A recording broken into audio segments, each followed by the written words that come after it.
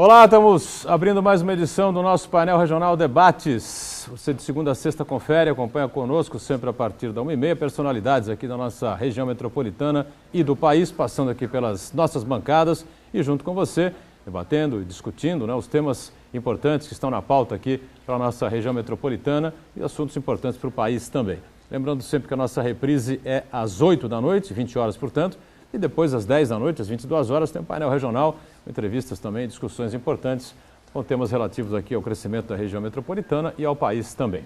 Nesta edição, o painel Debates com prazer recebe mais uma vez o sempre deputado federal Gastone Rigg. Boa tarde, tudo bem, Gastone? Prazer em revê-lo. Tudo bem, mais uma vez aqui e à disposição sua e dos nossos telespectadores. Obrigado, Gastone, por estar conosco.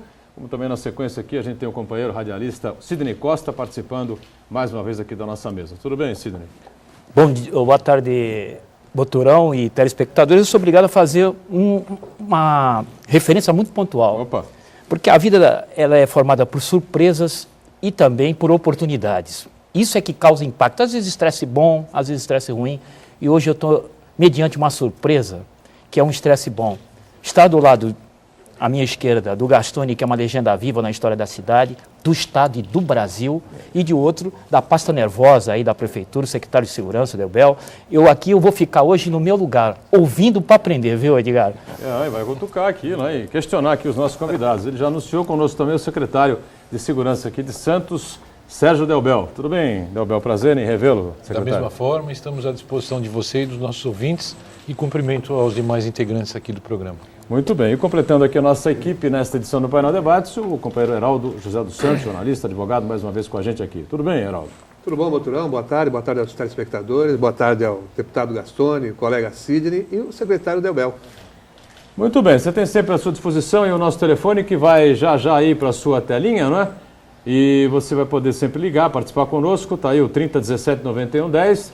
Telefone para você entrar em contato conosco, enviar sua pergunta, o seu comentário, opinar a respeito do que a gente coloca em debate e discussão aqui no programa. Em tempo real, você pode acompanhar a gente também pelo site da TV Santa Cecília, o Santa Portal. Você acessa lá, clica o ícone painel regional e confere que nós estamos discutindo e debatendo aqui no programa. Quando ele está encerrado, o painel debate se encerra, ele fica à sua disposição no YouTube. Você acessa lá e revê o programa ou os momentos mais importantes. E para compartilhar com a gente é fácil, acesse o Facebook, facebook.com/painel regional. A gente sempre na abertura destaca aqui os nossos parceiros do dia a dia e a cidade de Santos vai ter um aumento aí de IPTU que é destacado aqui do Jornal Diário do Litoral na manchete desta edição. Está aqui a capa do DL com a manchete: Câmara de Santos aprova reajuste de 12% no IPTU. E no complemento aqui o projeto do Executivo volta ao plenário para votação final. Áreas da cidade terão correções diferentes. Gastone aqui, por favor, recebe aqui o seu exemplar, passa aqui na sequência aos todos os outros convidados, está certo que ganham aqui um exemplar do Diário do Litoral desta edição de sexta-feira. E do mesmo grupo de comunicação do UDL, o Gazeta de São Paulo, que circula no Vale do Ribeira em mais de 250 cidades por todo o nosso estado, traz aqui nesta sexta-feira esta manchete: acidentes de trânsito matam quase 1 milhão no Brasil. Realmente é uma manchete, uma informação que choca, Em 31 anos, 980 mil pessoas morreram em acidentes em todo o país. Em 2011, foram 22.500 mortes para cada 100 mil habitantes, a maior taxa desde 1980. Eu preciso muito cuidado com isso. Também passo aqui ao nosso Gastone, na sequência lá para o Sidney, para o secretário Sérgio Delbel, E o Heraldo recebe lá também esta edição do jornal Gazeta de São Paulo. Tá certo? Senhor. Todo mundo recebeu aí, Gastone recebe aqui também a sua. Muito bem. Bom, a gente abre aqui o debate, não podia ser diferente, Falar rapidamente sobre essa questão que envolve aí, vencendo capa nos jornais de todo o país, a questão dos mensaleiros, a questão que envolve a doença do deputado Genuíno, a não cassação dos deputados condenados pelo mensalão e quem esteve lá no olho do furacão durante tantos anos tem toda a condição de opinar a respeito disso, não, Gastone? Pois não, queremos ouvi-lo aqui sobre esse tema. Acredito que sim, que devíamos todos opinar, mas eu penso que o que chama a atenção no momento não é individualmente a questão de Genuíno ou de Zé Dirceu, em particular um deles. O que está me chamando a atenção é o conflito entre poderes. Isso é uma coisa muito mais séria. Vivemos num país que está se deteriorando por força da corrupção, que abrange todos os setores da atividade pública. Diante disso, o judiciário reage pela primeira vez na história, toma uma posição boa, certa, não importa. Tomou sua posição de condenar os procedimentos corruptos dentro do país. Ao tomar essa posição, de repente, o poder que poderia se beneficiar desse saneamento, que é o legislativo, é o autêntico poder democrático, onde o povo elege efetivamente o seu representante, este poder vai e nega cumprimento à ordem judicial, que condena essas pessoas a 10 anos, 8 anos, 7 anos. Ou seja, como é que alguém condenado, preso, pode ser deputado ou senador? Evidentemente não tem direitos políticos, não pode exercitar, não há necessidade de novo processo. O processo já foi feito no Supremo e longamente. 10 anos aí, de dia a dia, e nós acompanhamos até pela televisão isso. Isso é que está me entristecendo. Quando imaginávamos que talvez as instituições existentes pudessem se recuperar e pudessem reformar o país, vemos que os movimentos das ruas, esse movimento anônimo, indecifrável, parte de uma insatisfação justificada. Realmente, os políticos e as instituições políticas públicas não têm correspondido aos anseios da população, nem às suas necessidades. Isso é muito perigoso. É preciso que cada parlamentar, cada político desse país reflita um pouco sobre isso. Não só o atraso que ocasiona ao Brasil, mas sim o risco de nos poder jogar em um conflito de irmãos com irmãos. E isso seria o fim para nós que somos uma nação despontando para um mundo melhor. Sidney, o secretário Delbel queria ouvi-lo também a respeito desse tema. Heraldo, está aberto aqui a sessão. Vou deixar a oportunidade para o secretário de Segurança, que deve estar atento a isso, em função até que também tem projetos de ver uma segurança maior na cidade. Então, eu acho que nós estamos aqui com o mestre, o Dr. Gastone Rigg, que já falou sabiamente sobre essa situação, e a gente, como brasileiro, vê com uma certa apreensão, com uma decepção em relação a essa guerra entre poderes, esse conflito entre poderes. Mas muito mais que um conflito entre poderes, é um conflito de ordem moral que a gente vive. Essa indefinição acerca do que fazer com os condenados, se continuam deputados, se não continuam, isso é um reflexo também de segurança pública, não deixa de ser. Por quê? Da mesma forma em que há esse tipo de indefinição que gera até uma possível impunidade, nós temos fatos semelhantes num outro tipo de grau, num grau de crimes praticados na rua, que também ficam muitas vezes impunes ou punidos pela metade ou punidos em excesso até. Eu temo que, sem querer entrar no mérito, visto que me parece que a sentença já é transitada em julgado, Claro.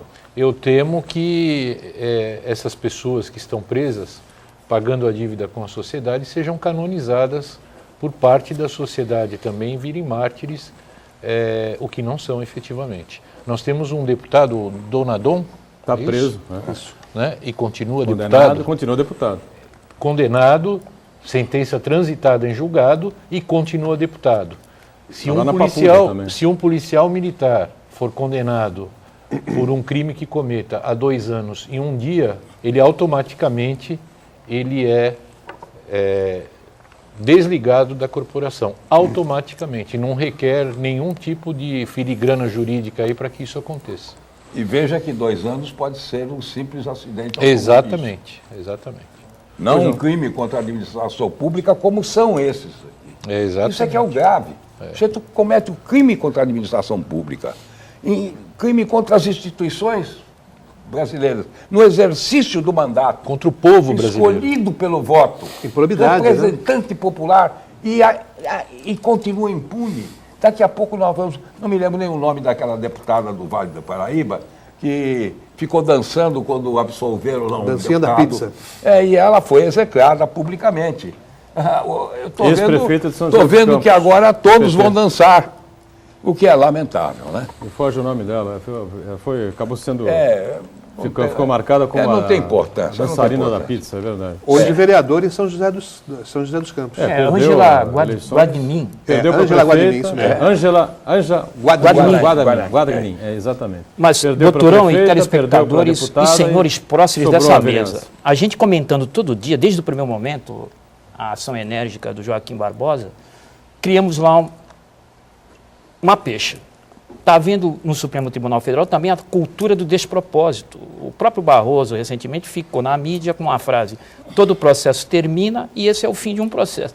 E pareceu o gênio na raça, de maneira que também certas situações em que o servidor público tem que fazer o que ele é de missão, passou a ser agora quase que uma divinização.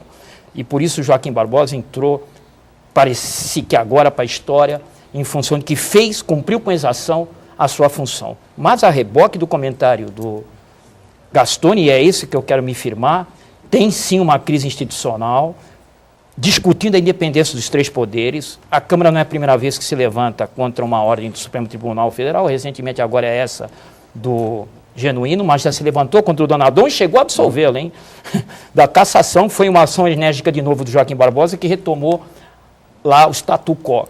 E agora também a gente vê repertir-se isso. E as ruas já saiu uma vez, como bem disse o Gastone, de maneira que a gente não sabe nem qual foi o móvel, mas já saiu uma vez sentindo que precisava pressionar. E esse é o perigo que a gente vê agora. Uma falha nesse momento, em que há gestos violentos, como esse dos mensaleiros, com punho fechado e querendo, em plena democracia, com liberdade de expressão, para poder falar, querendo dizer que é vítima de uma pressão das elites, enfim, que até preso político, no momento que a gente vive, causa aí estranheza e pode sim abalar as estruturas institucionais. Gastão, o ex-presidente Lula se manifestou agora, ontem, não foi ontem ou anteontem, né, no ABC, dizendo que a justiça é feita só contra o PT. Não sei qual é a avaliação que vocês fazem. Era uma parte. Mas vejam bem, se há um tribunal insuspeito no mundo, é esse. Só a família desses processados poderia formar um tribunal mais parcial do que o Supremo, que tem 8 dos 11 ministros nomeados pelo PT, nomeados pelo Lula e nomeados pela presidente Dilma. Então não há possibilidade de suspeita. Aliás, a nossa suspeita até tem outra origem, exatamente contrária, de um ou outro dos ministros, que a gente viu o empenho tão sofismático, tão desarrazoado e tão empedernido, que mostrava um comprometimento e um envolvimento muito suspeito. Portanto, era isso que eu queria dizer. Se há uma decisão que não pode ser contestada, é essa. No campo do risco para as instituições, mais grave, o Gastone levou a questão lá para o Legislativo, mas eu acho que mais grave é o Executivo mesmo, porque além do Lula, que não é mais presidente, mas é uma voz de importância e de liderança no Partido dos Trabalhadores que governa o país, o ministro da Justiça, que também tem essa atribuição, também saiu a criticar a decisão do Supremo. Quer dizer, eles tiveram todas as oportunidades, toda a ampla defesa. Agora, no final do processo, se apresentam aí como mártires, preso político, coisa desse tipo, e não são presos comuns. Aliás, são mais do que presos comuns. São presos que cometeram improbidade, que mexeram com dinheiro público. Daí a necessidade de um rigor maior. Porque o que está em jogo? A república, né? A coisa pública, como já bem pontuou o Gastone em outras participações aqui no painel regional. Quer dizer, a sociedade tem que repudiar sim. E é como também disse o líder do PSDB, deputado Duarte Nogueira, que nós não queremos sofrimento de ninguém, mas que se cumpra a lei. Que se cumpra a lei. No Não caso adianta. específico do Genuíno, me parece evidente que ele não pode ficar preso, né, detido dentro da cela, tem problema cardíaco mesmo, foi submetido a uma cirurgia, ou ele que fique detido no hospital, que fique preso em casa. Cultural, com toda a inúmeros assistência outros, médica, né? inúmeros outros sentenciados nesse país têm problemas coronarianos e não conseguem ter a mesma ligeireza na concessão desse Ele está benefício. sendo favorecido por ser deputado, tudo bem, eu concordo. Mas não é porque os outros todos têm problemas cardíacos não são atendidos que ele vai deixar de ser, né? Sim. Imagino que se ele tem problema, você não vai deixar o homem morrer ali porque ele é um deputado, porque Olha, mas eu acredito que não foi morre, condenado.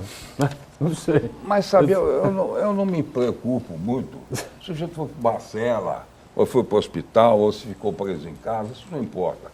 O que importa, Claro. o que vale, é a condenação pública, o seu afastamento da vida pública, é o exemplo que se dá. Ainda que passe um dia na cadeia, mas o que a gente deseja é que esta condenação tenha efeitos.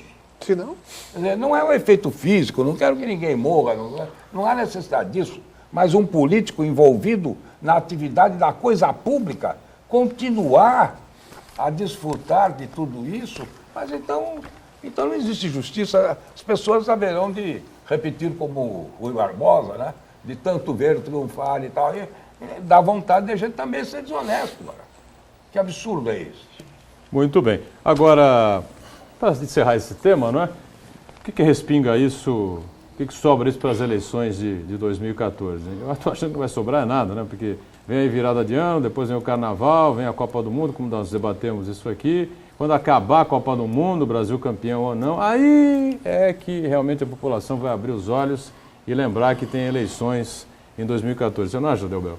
Totalmente, já vai ser passado. Esse assunto já vai estar mais do que digerido pela população e esquecido.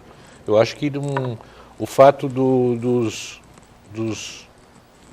condenados aí do Mensalão pertencerem a um partido político, ele está descolado das eleições do ano que vem.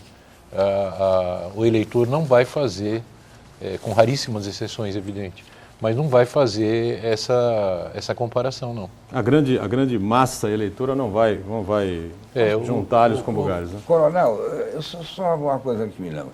Sem alusão a partido político, porque não estamos falando partidariamente, Sim. estamos analisando fatos e a sua repercussão realmente na nossa sociedade. A verdade é a seguinte, as coisas estão se dando também por ausência de uma oposição. Veja bem, estamos chegando no 4º ano do governo da Dilma. Em nenhum momento, em 4 anos, algum de nós ouviu alguma oposição séria. Uma frase ou outra solta assim, mas ela não foi tão bem. Ela podia talvez ter feito isso com mais empenho. Quer dizer, já justificando a falta, o vazio de alguém que aponte caminho, que as pessoas percebam. Veja a Marina Silva, cá entre nós, não tem condições nenhuma de ser presidente. Na minha opinião, conheço-a, respeito muito, uma moça, um passado de lutas, etc. Mas os seus princípios iriam atar o país de tal forma que nós não iríamos conhecer o desenvolvimento durante o tempo que ela estivesse lá. Isso é fatal, são os princípios que ela sustenta, até os princípios econômicos, é a minha opinião.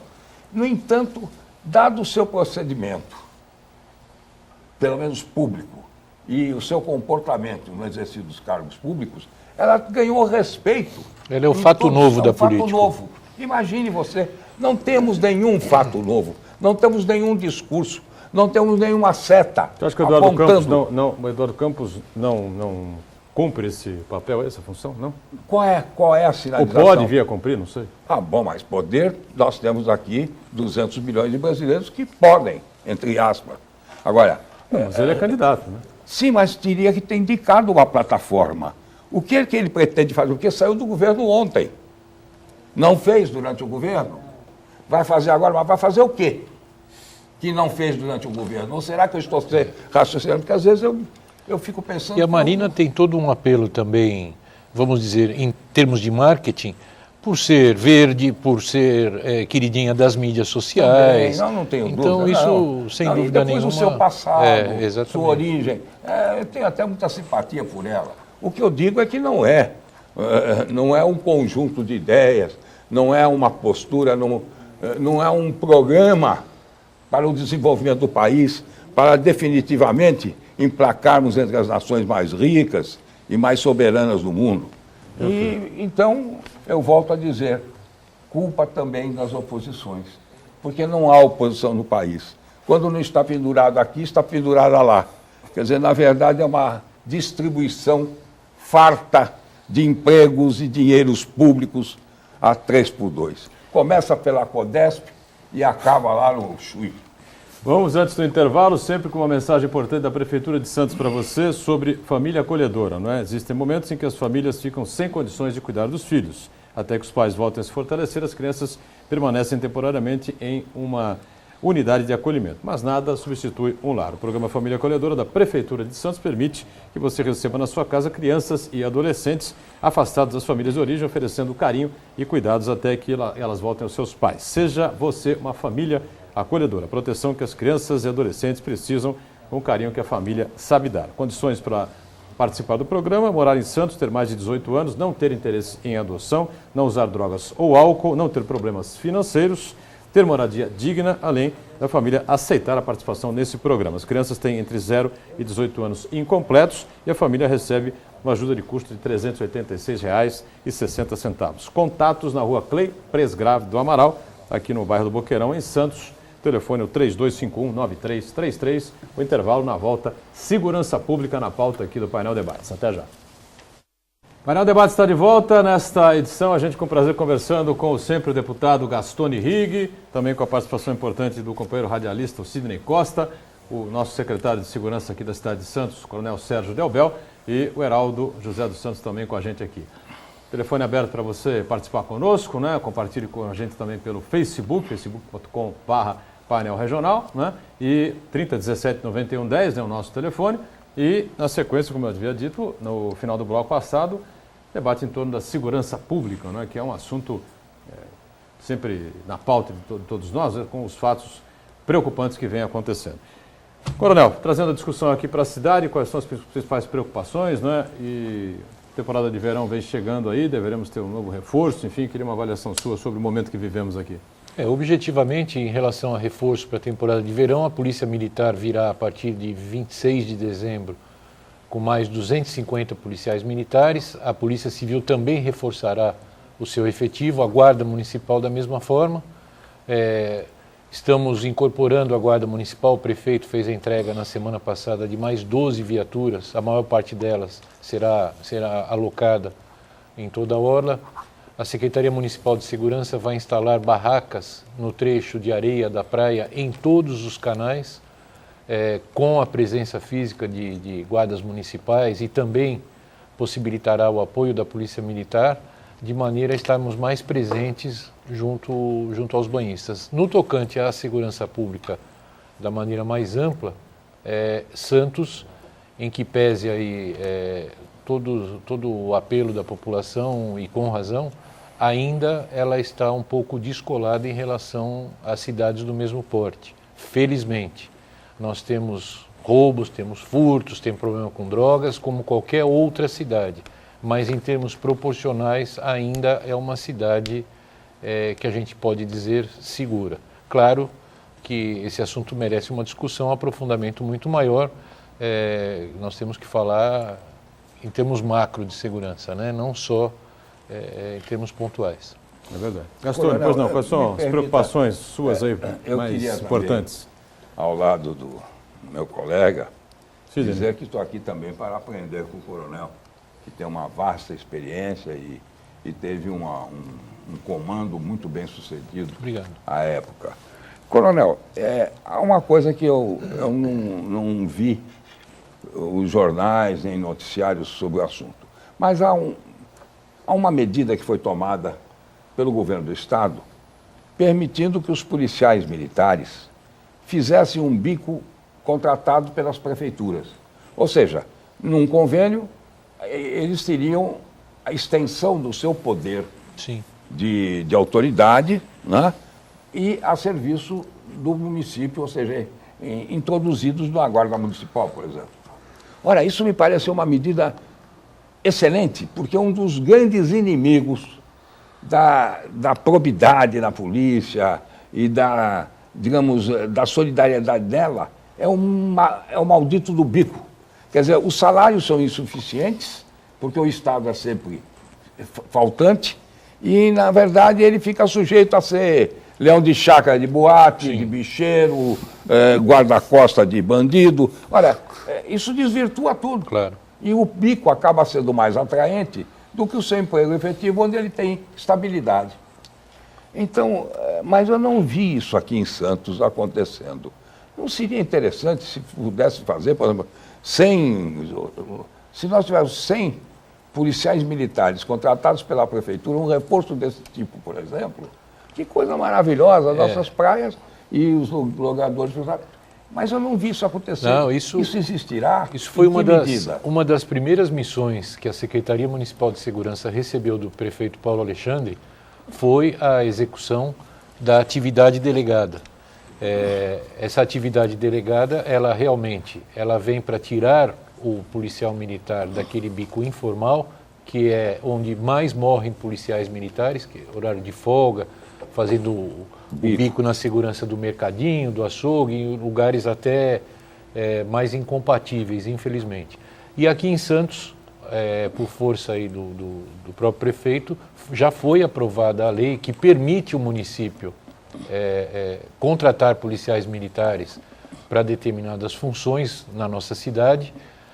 O convênio que deve ser celebrado entre Estado e município já está em São Paulo, aguardando apenas a assinatura do secretário de Segurança e comandante-geral da Polícia Militar. Já fizemos um plano de trabalho que foi assinado nesta semana, na data de ontem, pelo prefeito Paulo Alexandre. Estamos esperando essa documentação chegar para implantarmos de imediato a atividade delegada. É um benefício, é um avanço para a nossa cidade, visto que você consegue alocar recursos da Polícia Militar com garantia para os policiais. Eles trabalham fardados, armados, com a comunicação, com viatura e com as garantias do Estado. Isso que é importante dizer. E, evidentemente, que tem todo um regramento por trás disso. O policial não pode trabalhar em todas as suas horas de folga. É bem comedido isso.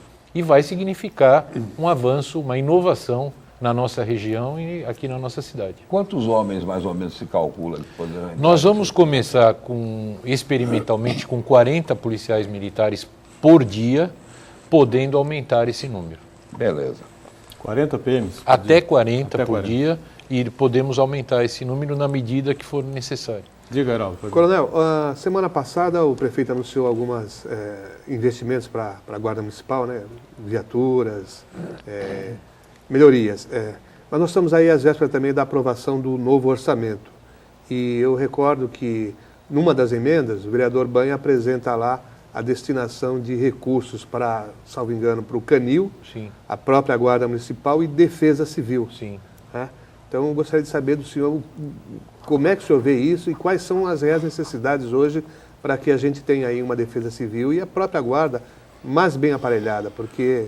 Olha, nós, nos últimos 2 meses, eu e o secretário adjunto, o Dr. Bruno Orlandi, fizemos uma verdadeira peregrinação lá na Câmara, falamos com os 21 vereadores da nossa Câmara, fomos muito bem atendidos e no sentido de pedir emendas parlamentares para a Secretaria de Segurança. Acredito que tenhamos obtido sucesso, porque o retorno que nós estamos tendo por parte da maioria dos vereadores é altamente positivo. Isso demonstra o compromisso dos vereadores aqui da cidade com a população e com esse tema que é tão impactante, né, na mente de todos nós. O vereador Banha, por exemplo, que é um entusiasta dessa área, assim como o Sérgio Santana e tantos outros, ele destinou uma boa parte desse dinheiro, me parece que o total da emenda parlamentar é R$186 mil para vários setores da nossa secretaria que serão muito bem empregados. Então, nós precisamos ainda melhorar alguns aspectos na Guarda Municipal, na Defesa Civil. A Defesa Civil hoje, ela está muito bem equipada. Para vocês terem uma ideia, para a gente medir índice pluviométrico aqui na nossa cidade, nós tínhamos apenas um aparelho num local, que era no Sabuó. Hoje em dia nós já temos na cidade inteirinha, temos pluviômetros que permitem, eles passam online esses dados. Quando começa a chover, a gente já fica monitorando na Defesa Civil o quanto está chovendo. E esse dado cruzado com as imagens de meteorologia que nós temos via satélite, permitem uma ação muito mais rápida e pontual da Defesa Civil em caso de necessidade, evitando-se assim vítimas em catástrofes, em deslizamento, que a gente espera que jamais ocorra. Agora, Coronel, só Uma parte, pois não. em relação às câmeras de monitoramento, a gente sabe que hoje é imprescindível a gente ter esse olhar eletrônico aí para a segurança. Agora, porque o que se falava das câmeras antigas é que elas foram colocadas numa posição, eu tomo um exemplo ali da praia, que sobre as copas das árvores e realmente não dava para identificar nada. Olha, houve alguma mudança nesse sentido? nós começamos o governo com 60 e poucas câmeras, hoje estamos com 188 e já para o segundo semestre de 2014 vamos para 426 câmeras. Isso daí já está orçado, já temos o projeto, os locais onde as câmeras serão instaladas e já tem dinheiro para isso. É importante a gente salientar que algumas realmente tinham esse problema, que já estão sendo resolvidas, e parte dessas câmeras a serem instaladas no ano que vem terão tecnologia de reconhecimento de placas. Então, na medida em que o veículo passa por essas câmeras, colocadas nas entradas e saídas de Santos, já acusa de imediato se aquele veículo está envolvido em roubo, furto ou qualquer outro tipo de ilegalidade. Viu, Boturão, telespectadores, olha, eu estou aqui no meio, nessa bancada hoje, é uma situação única, porque de um lado um decano da vida pública, que eu estou querendo mais ouvir, sempre acerta nos comentários. Não, eu estou como você. Do outro, uma pasta nervosa, que a gente que faz o rádio todos os dias, aprende que a notícia grita. Ela grita, porque todo dia tu dá a mesma notícia, é um grito de que aquilo precisa melhorar. E um dos gritos que eu quero aproveitar a oportunidade, secretário, a nossa entrada da cidade, principalmente a Vila dos Pescadores, a área da Lemoa, quando há congestionamento, os bandidos fazem, aqueles qualificam de reféns. E não se vê uma atuação de segurança. Como a sua secretaria, enquanto do município, pode intervir para ajudar, para melhorar isso? Porque você já fica congestionado, uma situação chata, parado no trânsito, ainda vem o marginal, bate no seu vidro com uma arma e Verdade. limpa você. Isso já vem da rodovia até, né? Vem até da Vila Onde Natal lá está para trás. cima. Na realidade, a Secretaria Municipal de Segurança, ela não atua diretamente, ela não tem o comandamento das polícias. Ela existe para facilitar o trabalho das polícias materialmente, caso das câmeras, por exemplo, para desenvolver políticas públicas no município que permitam a melhoria da segurança pública. Um exemplo, a iluminação pública, que também será melhorada a partir do ano que vem pela Prefeitura de Santos, e isso conta muito. E a gente repassa esse clamor público, evidentemente, para os órgãos competentes, Polícia Militar e Polícia Civil. Eu me lembro, quando eu estava lá no comando, que existia um plano de contingência para essas situações.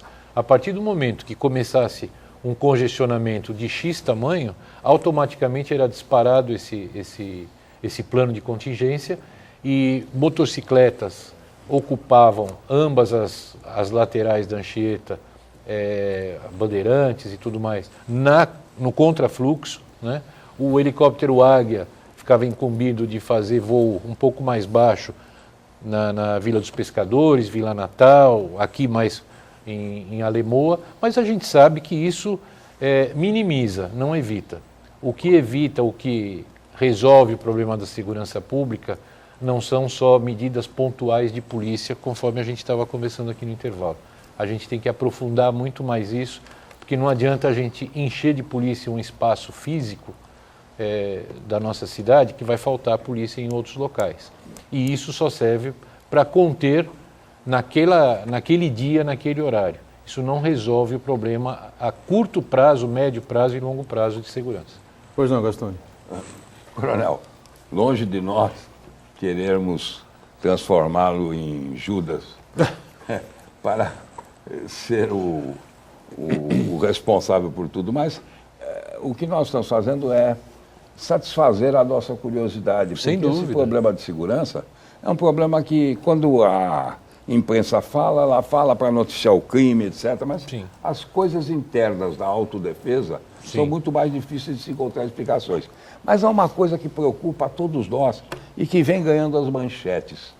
A história da pirataria, dos roubos em barcos. Nós estamos vendo barcos assaltados com famílias inteiras, levam inclusive o barco, jogam cheio Joga na d'água. água. Para que ele saia nadando e morra, não morra. Isso é um negócio terrível. Sobem nos navios, assaltam os navios inteiros.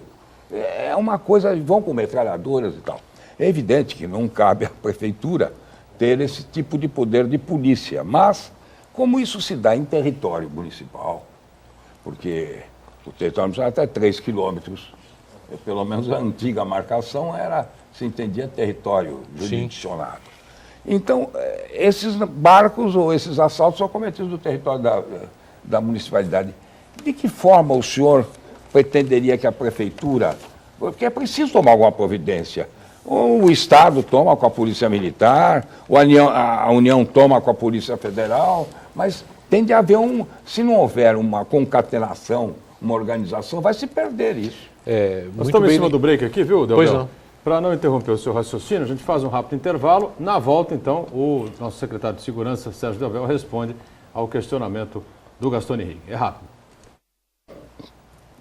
Muito bem, agora sim estamos de volta, né, com o nosso painel debates, aqui com Gastone Rigg, com o radialista Sidney Costa, secretário de Segurança de Santos, Sérgio Delbel, além do nosso Heraldo José dos Santos. Então, o Gastone deixou, antes do intervalo, uma pergunta relativa à pirataria, né, que acontece no Porto de Santos, eu já não sei de quantos anos para cá, né, mas que até hoje não se resolveu, né, essa situação. E está recrudescendo agora. Pois é. Delbel, pois não. Então, em relação ao que o Gastone colocou, pirataria e crimes mais a miúde que ocorrem em embarcações, a Polícia Federal é que tem a competência para trabalhar com esse tipo de crime, para evitar, para investigar e para reprimir. A Polícia Militar, ela dispõe de um pelotão encarregado também de auxiliar no patrulhamento mais próximo aqui à arrebentação, e a própria Secretaria Municipal de Segurança já está providenciando aí equipamento náutico para reforçar ainda mais o patrulhamento na nossa praia. Evidentemente que com uma conotação muito mais de prestação de serviço à população, de prevenção de afogamento, de auxiliar o Corpo de Bombeiros nos excessos cometidos por banhistas. Nós também temos em pauta, isso não é uma certeza absoluta, mas está em pauta também, nós ajudarmos a Polícia Militar aumentando o número de barcos que eles têm para aumentarem o alcance deles em termos de patrulhamento. Eu me lembro que houveram várias ocorrências em que esse pessoal foi utilizado com sucesso, não só na prevenção e repressão a roubos, a embarcações, mas também em áreas de mangue, em áreas que tem uma complexidade maior em termos de patrulhamento. E estão acontecendo coisas assim, novas, né, inovadoras, né, por parte da bandidagem, como aconteceu agora recentemente em Bertioga, assaltaram os caixas eletrônicos e os bandidos escaparam pelo mar, né? Sim. Com a lancha à espera, saíram a nado. Os arrastões no rio é pelo mar. Foram embora. Pois não, Heraldo? Completando aqui o que o Coronel Delbel disse, a Polícia Civil também tem um grupo náutico que é ligado ao GOI, ao Grupo de Operações Especiais. E esse grupo ele conta com 1 ou 2 embarcações, salvo engano. Só que essas embarcações estão paradas lá no Yacht Club, deputado, porque está aguardando uma licitação para ver quem é que fornece o combustível. Quer dizer, essa equipe já operou, funcionou muito bem, principalmente fazendo diminuir esses ataques contra esses pescadores amadores que gostam de ficar pescando aqui, né? Junto às praias. Mas será que os donos desses terminais estão rendosos? Será que os donos desses navios estão ricos? Os donos dessas agências marítimas não têm interesse em acabar com esse tipo de criminalidade? O que custa a eles fornecer esse combustível? Meu caro Sérgio Delbel, com relação às manifestações que a gente continua acompanhando, por agora arrefecer um pouquinho essa coisa, né? Mas uma expectativa muito grande porque vai acontecer em 2014, durante a Copa do Mundo, no período pré-eleitoral, essa coisa toda aí. E às vezes a gente ouve aqui muitas críticas no programa, nosso espaço é absolutamente democrático, aqui todo mundo fala o que pensa, todo mundo fala o que quer, não tem censura para coisa nenhuma, né? E muita gente critica a postura do governo do Estado, do governador principalmente, do comando geral da PM, que permitem que a coisa acabe transcorrendo de uma maneira exagerada, né, por parte dos manifestantes. Dos manifestantes, dos encapuzados, tal, dos black blocs, exatamente, black blocs. Isso. Bom, qual é a avaliação do ex-comandante da PM com relação a essa situação? A polícia está muito contida, está uma postura correta, não está? Enfim, eu queria que você... Olha, eu confesso que, evidentemente, eu também acompanhei as manifestações pela televisão e também participei aqui em Santos, já na condição de secretário, e felizmente aqui em Santos a repercussão, a intensidade aí foi muito menor no que diz respeito à depredação, mas isso é preocupante. O que eu acho que houve, ao longo aí desse rápido período de manifestações, houve na minha opinião pessoal, uma perda de identidade. Para onde vamos? O que vamos fazer com isso? Reprimimos ou não reprimimos?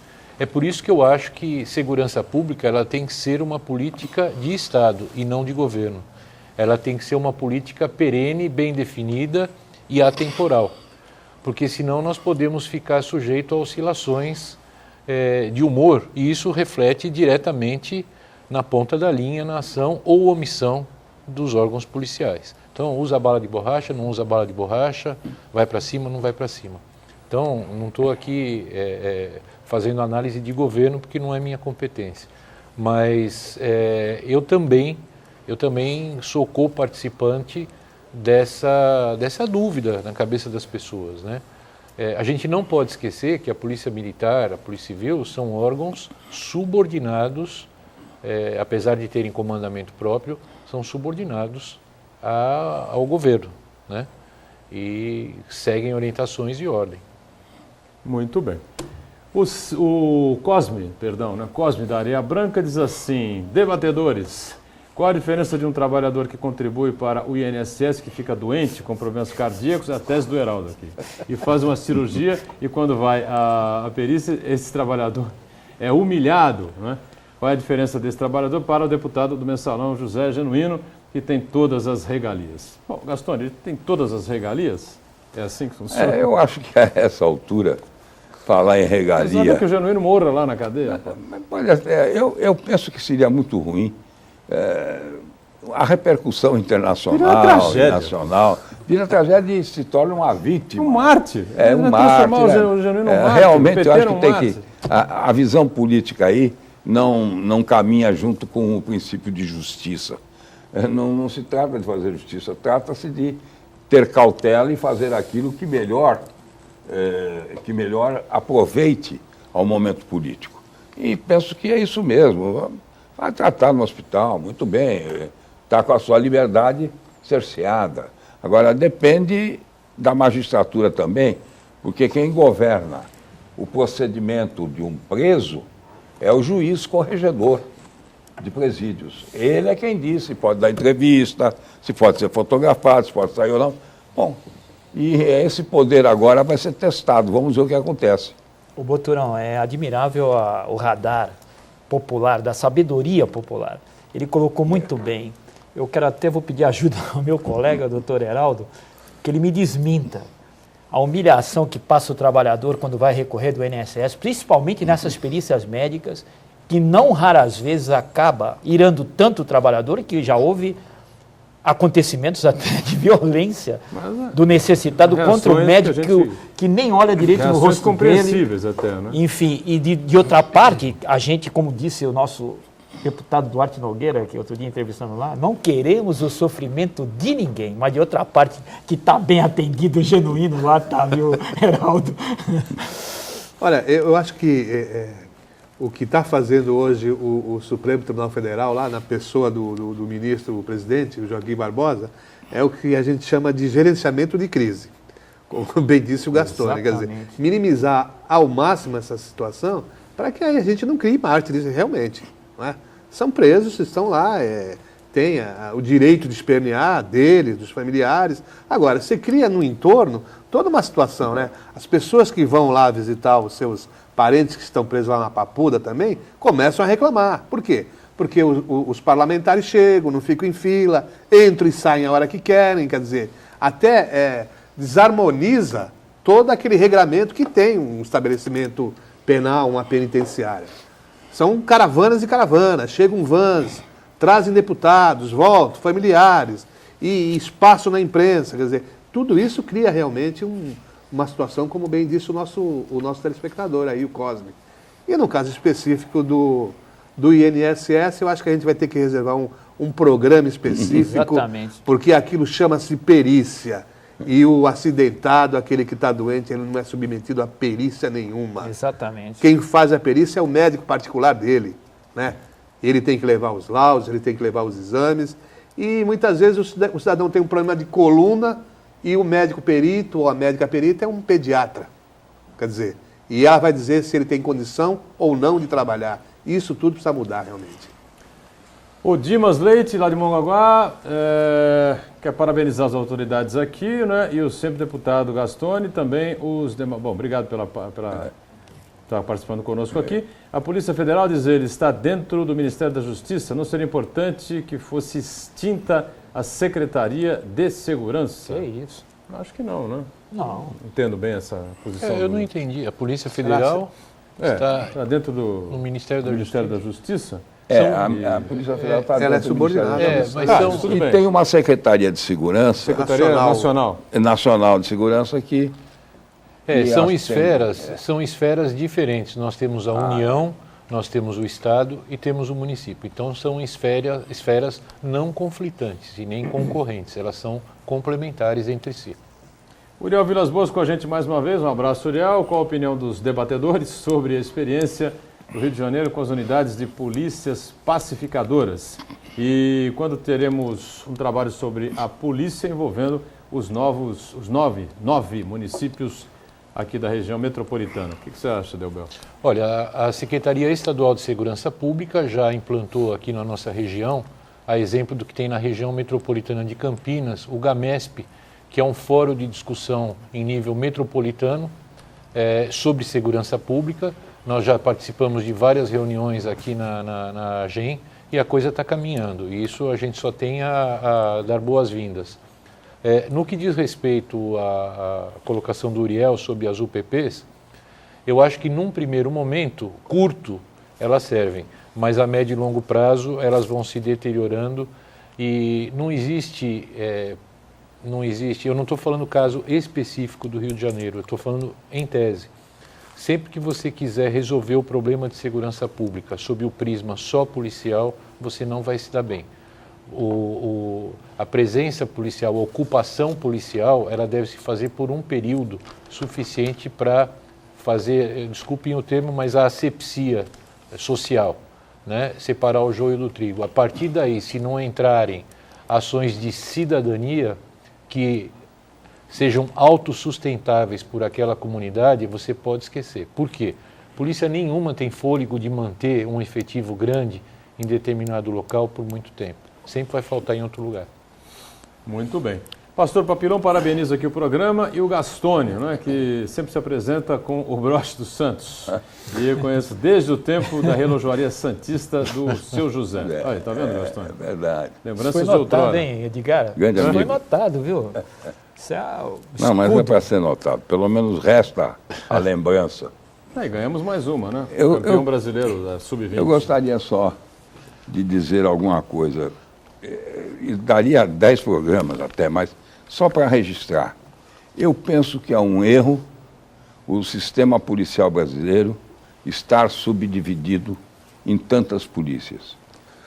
A polícia, na verdade, modernamente, é inteligência. Inteligência tem que ser uma. E tem que assambarcar todos os setores. O bandido não conhece o limite do Estado, nem o limite do município, isso é uma bobagem. Então nós temos nem o município, mais o limite do país, nem do continente. Hoje o deslocamento é permanente. Então nós temos que procurar o mais que possível agregar. Por exemplo, ter polícia civil, polícia militar, Não dá para entender. Isso dá para fazer um único corpo. Por que a Polícia Federal... Veja bem, nos Estados Unidos, só rapidamente, e acabo por aqui, isso dá uma polêmica muito grande. Nos Estados Unidos, o sistema policial era péssimo. Tanto assim que a máfia preponderou, os cartéis, os criminosos sindicais, e foi por aí afora. Por quê? Porque havia polícia municipal, polícia do condado, polícia da metrópole metropolitana, era um negócio desse tipo. Até que entrou uma coisa chamada FBI, ou seja, uma espécie de Polícia Federal, que centralizou tudo, com atuação em todo o país, e burlando até, passando por cima um pouco da lei, porque investigava crime que não seria dela, mas a verdade é que deu uma limpeza geral e o país se consertou. Nós tínhamos que fazer isso também, não preponderando a Polícia Federal, mas fazer uma unidade policial, pelo menos nos estados. Essa coisa não me parece que seja de bom proveito, o que está sendo feito. Nós dispersamos muitos recursos e nós ficamos muito falhando em questão de atribuição, em questão de invasão de prerrogativas e tal, e isso não é bom para a segurança. Delbel concorda? Respeitosamente, não. Não, né?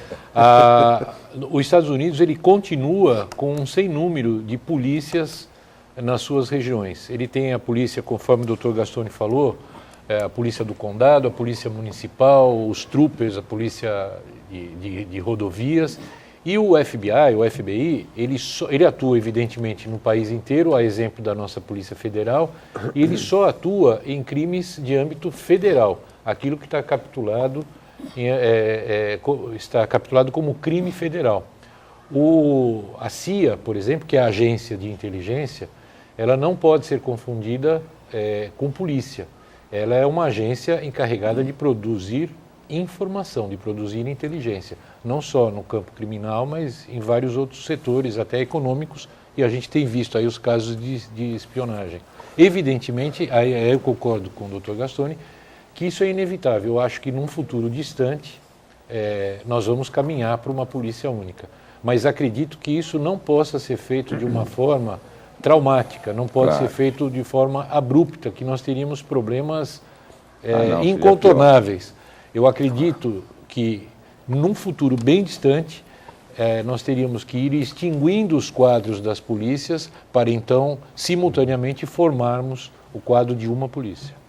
Olha, para fechar, Valdomiro Trento, Heraldo, o coronel bem que falou da discussão macro sobre segurança, né? Absoluta verdade. O senhor entende que isso passa pela unificação da Polícia Civil, basicamente aquilo que o Gastoni colocou, civil e militar em todos os estados, um único órgão de informação e também única carteira de identidade? O Congresso Nacional não discute, por que será?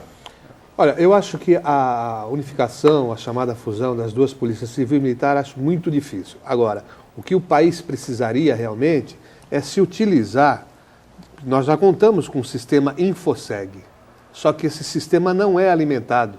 O que é o Infoseg? Bem rapidamente, é um sistema nacional de informações, de inteligência, que as polícias, de modo geral, civil, militar, rodoviária, guarda portuária, guardas municipais, deveriam participar de forma mais atuante. Mas, lamentavelmente, não se vê isso. As polícias não se comunicam. E isso é que faz com que, por exemplo, um condenado consiga sair facilmente do Brasil, como esse que fugiu agora lá para a Itália. Estamos fechando aqui o painel debates dessa edição de sexta-feira. Quero agradecer muito o nosso Sérgio Delbel, secretário de Segurança, participar com a gente. Obrigado, Delbel. Até muito sucesso lá na secretaria. Viu? Obrigado. Obrigado, Gastoni, como sempre, aqui com a gente às sextas-feiras. Ao Sidney, ao Heraldo também pelas participações importantes. A gente volta na segunda-feira, 13h30, com o painel debates, reprise às 8 da noite e às 22 horas, sempre com você também, o painel regional. Obrigado, tchau.